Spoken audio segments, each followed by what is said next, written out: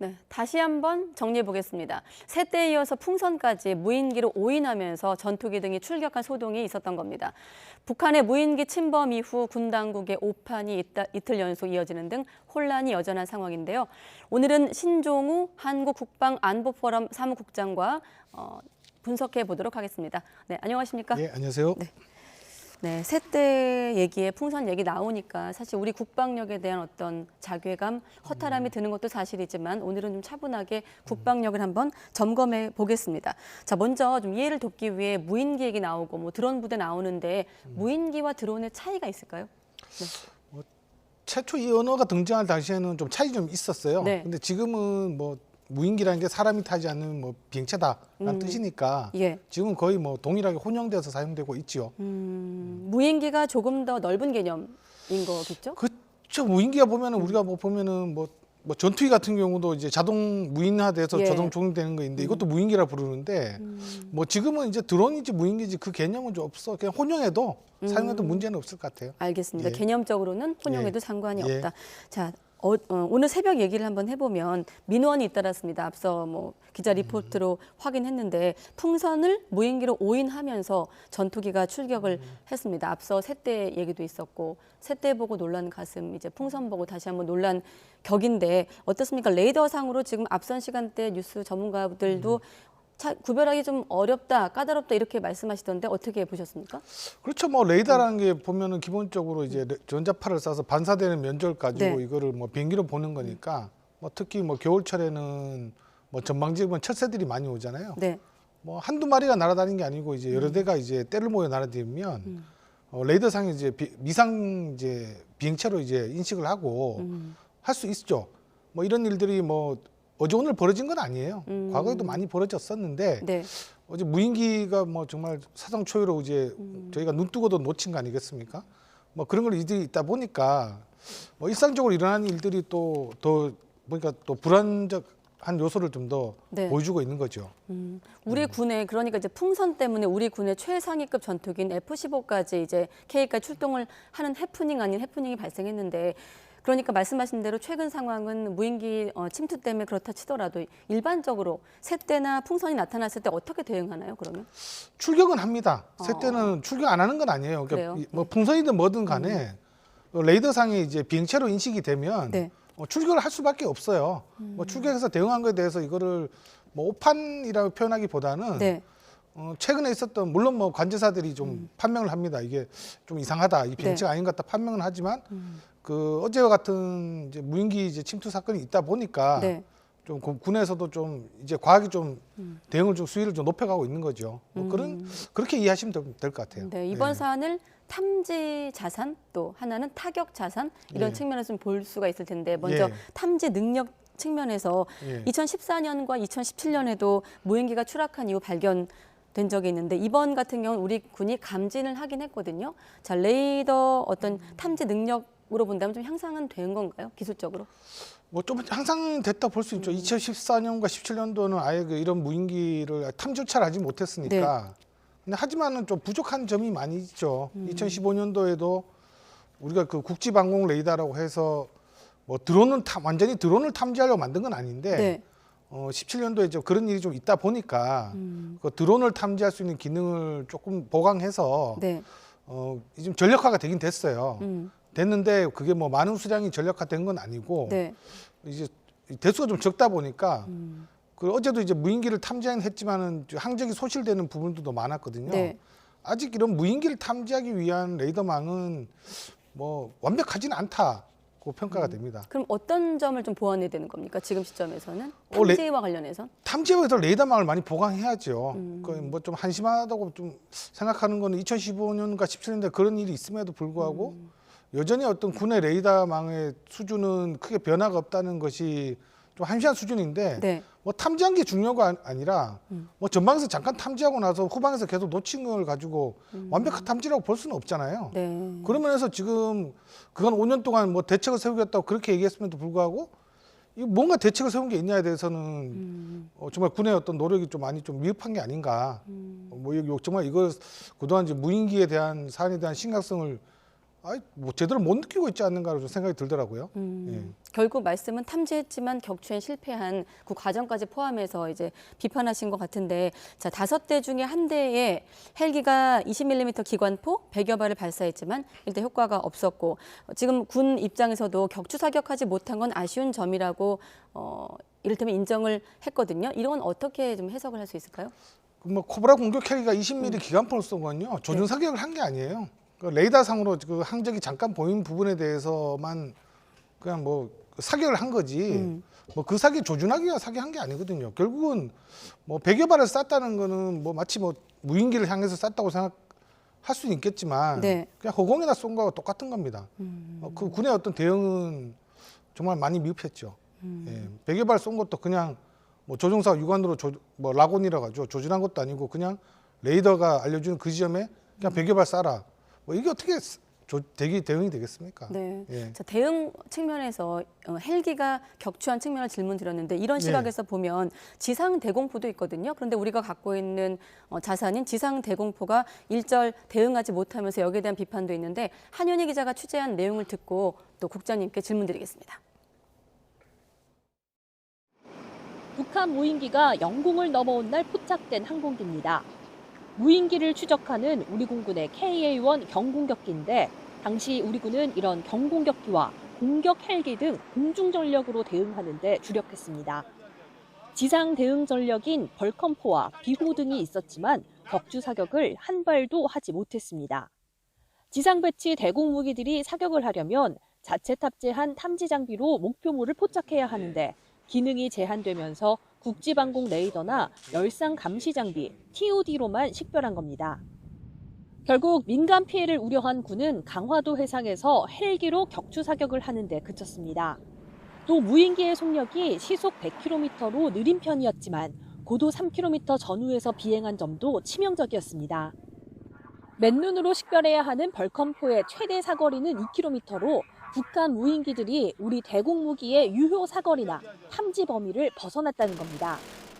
현재 우리 군의 탐지 타격 능력으로는 격추에 어려움이 있었습니다. 결과적으로 군의 대비 태세가 부족했던 점으로 인해 이와 관련해 군은 북한의 무인기 도발에 대비해 탐지 자산은 초기부터 무인기를 탐지할 수 있게 적극 운용하고 타격 자산 역시 공세적으로 투입하겠다고 강조했습니다. YTN 한현입니다. 네, 그러니까 이번에 경공격기 같은 공중전력으로 이제 무인기에 대응을 하면서 아까 기사 속에서 벌컨포, 비호 이런 지상 대공포로 대응하지 못한 부분을 지적을 했는데, 일단 합참에서는 유효 사거리나 탐지 범위를 벗어났기 때문이다 이렇게 설명을 하고 있는데, 국장님은 어떻게 보십니까? 뭐 그렇죠. 이번에 무인기가 뭐 3km 이상 상공에서 이제 비행을 계속 했으니까 네. 그리고 이제 비행 경로상에 비행 경로상에 이제 그 우리 대공포들이 위치해 있어야 되는데 네. 뭐 그렇지는 않았던 것 같아요. 그 탐지 거리를 벗어난 상태에서 계속 비행을 했고, 실제로 그 30mm 대공포 같은 거를 도심지에서 사격하기가 그렇게 쉽지는 않습니다. 20년 전인가요? 그때 남산에 있던 이제 30mm 대공포 진지에서 오발 사고가 났었는데 네네. 이게 공중에서 폭발하는 탄이에요. 그래서 보면 지상에 보면 파편이 떨어지거든요.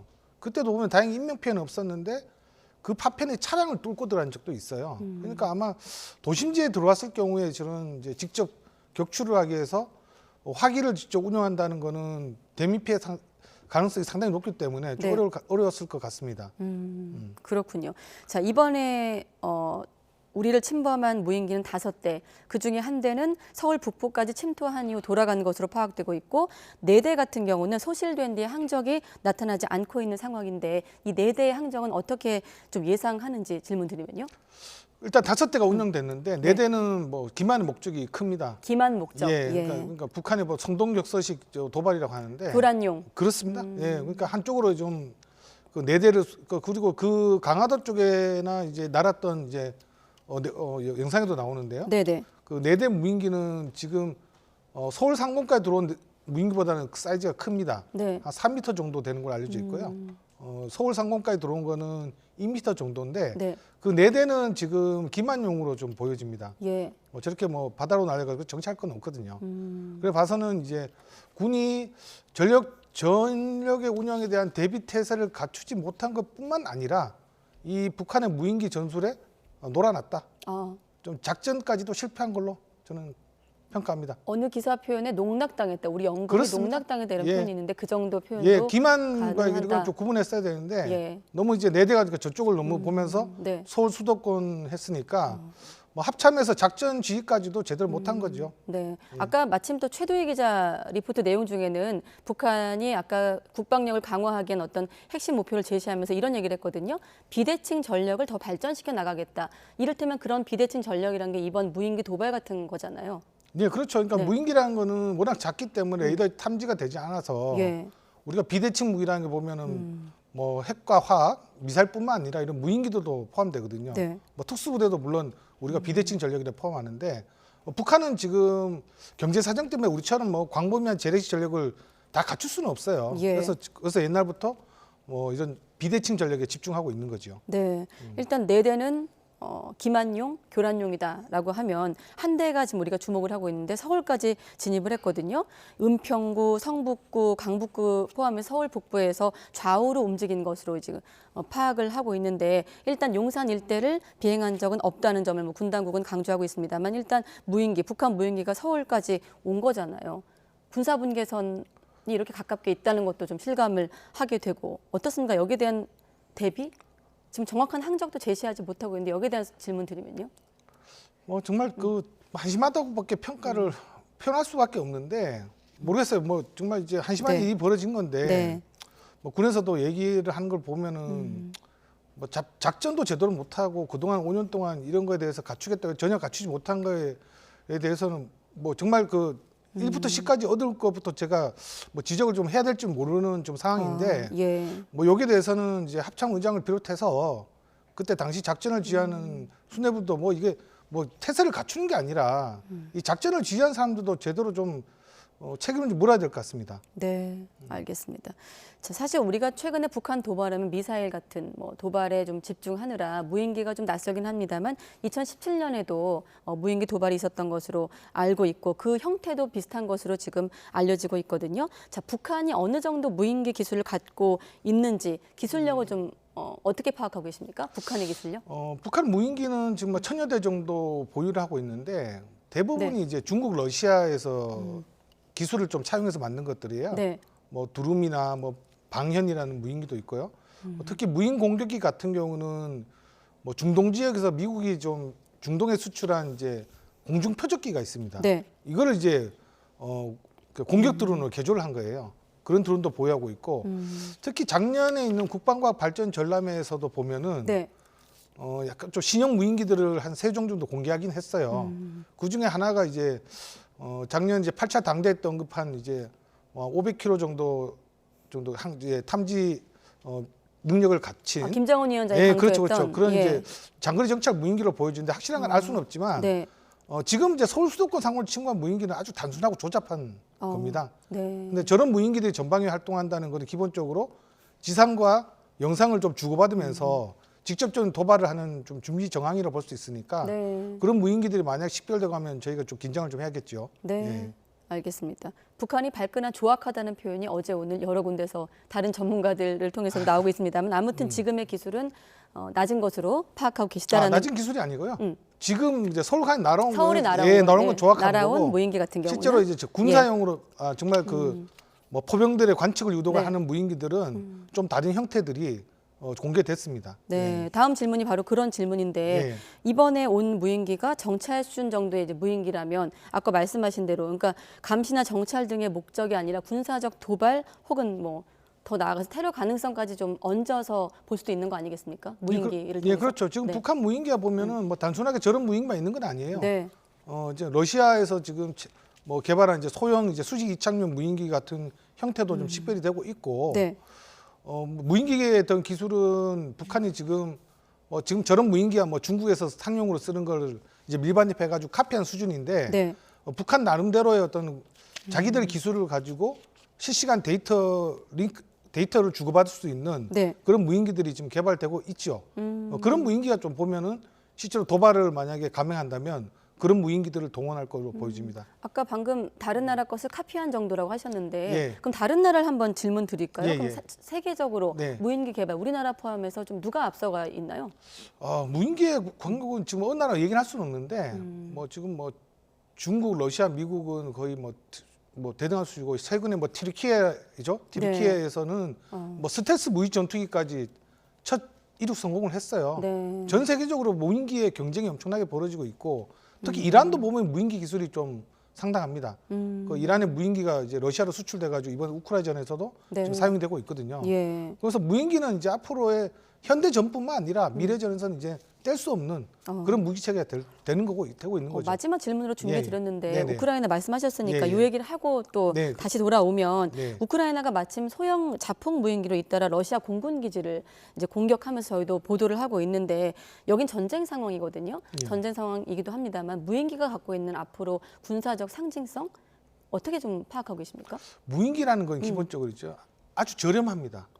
이번에 우크라이나전에서 사용되어 예. 있는 무인기들이 보면 네. 중국제 상용 드론들이 많이 사용이 되고 있어요. 이게 직접 뭐 정말 상용 드론인데 뭐 이게 실제로 이런 게 좀 잘 쓰일까 생각했지만 이게 적절하게 포병 관측력도 쓰이고 있고 네. 거기다 박격 폭탄을 달아가지고 뭐 러시아군의 진지를 공격하거나 뭐 기계부 차량도 공격해서 어느 정도 성공을 하고 있거든요. 근데 그런 무인기가 출현해서 공격에 성공하게 되면 부대가 이동하다 전체 다 멈춰버립니다. 작전이 지연되는 거예요. 네. 그만큼 이제 지상에서 작전하는 병사들은 이런 무인기 출현해서 압박감을 느낄 수밖에 없거든요. 그런 상용 무인기마저 그런 위력을 발휘하는데 군사용 목적을 전용으로 개발된 무인기는 더 큰 파괴력과 어떤 이제 적들에게 공포감을 알릴 수 있거든요. 네, 네. 예. 알겠습니다.